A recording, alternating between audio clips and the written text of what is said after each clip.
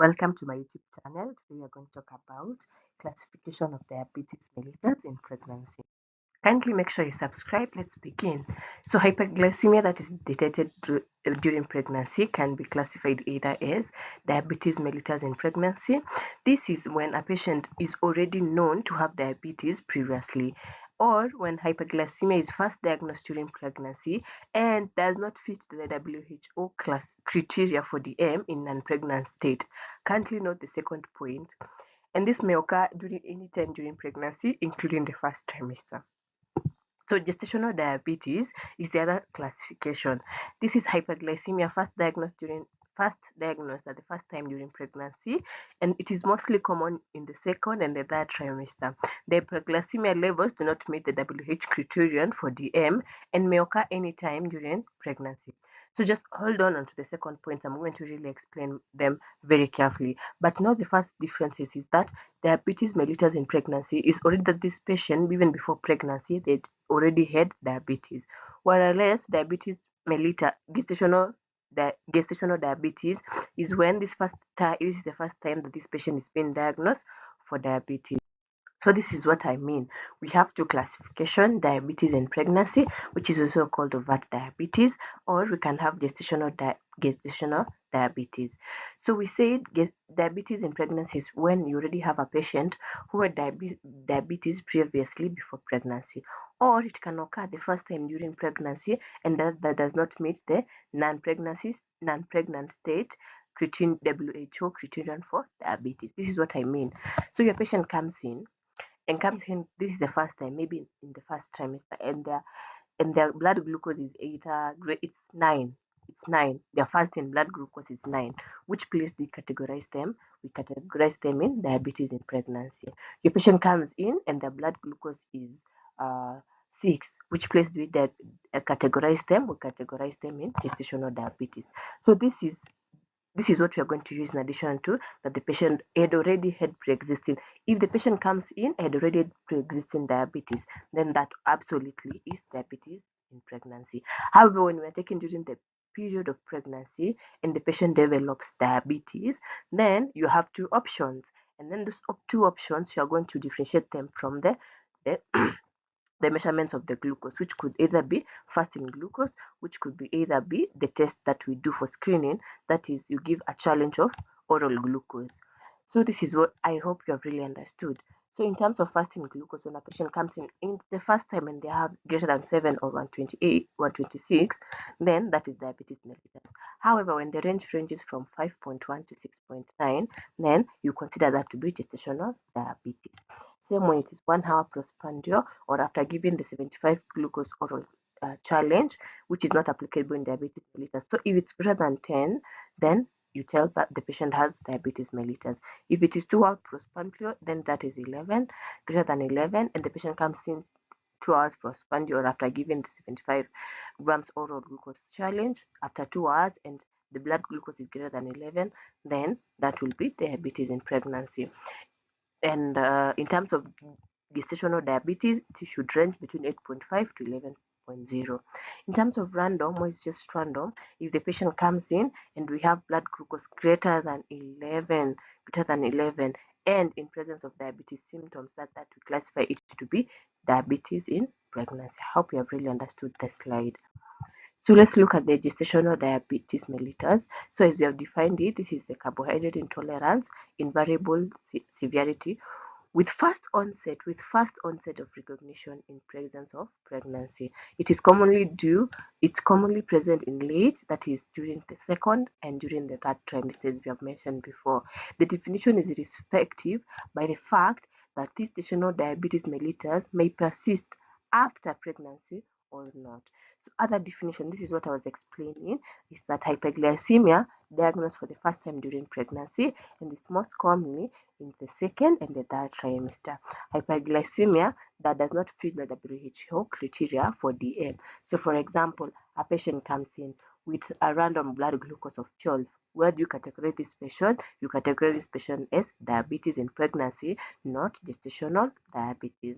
It may occur at any time during pregnancy, but most likely after 24 weeks. As you have said, it's most commonly in It's most common in second and third trimester.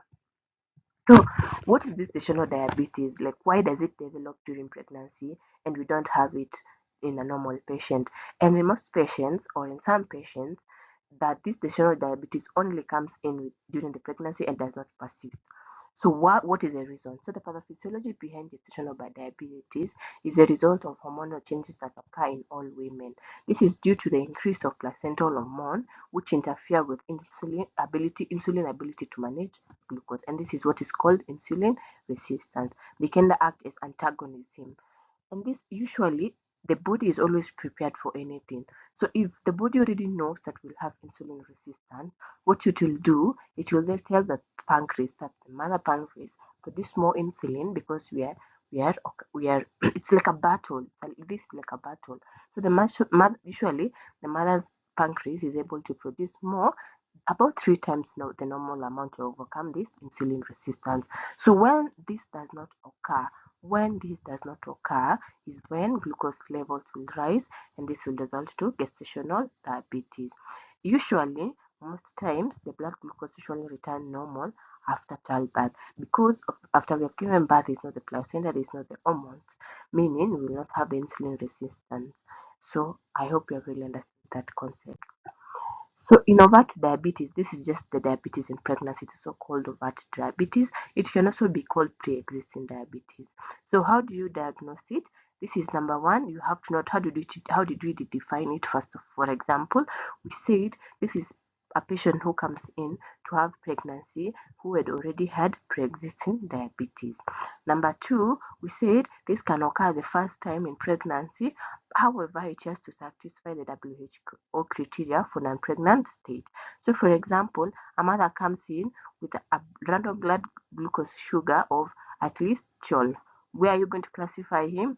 Or, sorry, where are you going to classify her in diabetes in pregnancy rather than gestational diabetes? I hope you have really understood that point. So, how do you diagnose? It is when you have fasting blood glucose that exists 120. Cis, for those who use millimoles, that exists 7. So, and 2 hours postprandial, that exists 200. For those who use millimoles, 11. In addition to that, when you have an HB1C of greater than 6.5. So the pathophysiology of that diabetes in pregnancy, currently note that the pathophysiology is already like what we already know, because diabetes can be classified into two: diabetes that is dependent on insulin and diabetes that is not dependent on insulin. The other one, which is not dependent on insulin, is caused by insulin resistance. However, during pregnancy, it kind of exaggerates. So it kind of exaggerates this type diabetes, because already I've talked that we have the hormones that antagonize insulin. So what will result to this? So if you already have, for example, existing complications such as the macrovascular complication and the microvascular complications, then you are going to have like more risk of having them, or the disease will progress faster. So this is when you have difficult blood sugar control in pregnancy due to altered metabolism. This is altered metabolism and an impaired insulin action. Kindly note, during pregnancy, as we said before, that the woman has insulin antagonism, which is a combined effect of the hormones. Which are these hormones? Human placental lactogen, estrogen, progesterone, free cholesterol, degradation of insulin by the placenta. So this insulin requirement during pregnancy increases as the pregnancy advances. So assume already we had already a problem of insulin, and then now the pregnancy comes and we will be like, we need more insulin. This will cause us to go in rapid activation of the lipolysis. Your biochemistry comes and kicks in, because when you don't have insulin that will take glucose into the cells will starve. So when the cells starve, they will do lipolysis for them to get at least food. Just an interpretation. So when we go to lipolysis, what will be produced? Ketoacidosis. And situation that predispose this patient, actually, this patient is more predisposed to DKA compared to a patient with gestational DM. So where you have situations such as epimesis in early pregnancy, because this patient keeps on vomiting, infection, fasting in labor, corticosteroids. All these situations predispose this patient to having ketoacidosis. In addition to that, just to mention, the vascular changes, as I mentioned before, such as retinopathy, neuropathy, coronary disease, may worsen during pregnancy. And then kindly know that insulin requirements usually fall in preperium. So it's like I already had an existing disease, and then pregnancy comes in to worsen my situation, and then I will go after back to my disease. So kindly note. And just to mention, in comparison to gestational diabetes, which occurs in second and third trimester most commonly, we have this overt diabetes throughout the gestation. I mean, this diabetes will have more complication in terms of teratogenicity, where it will affect how the child grows in terms of organogenesis, and the child will come out with embryopathy, that is malformations, in comparison to gestational diabetes, which occurs past organogenesis. Thank you.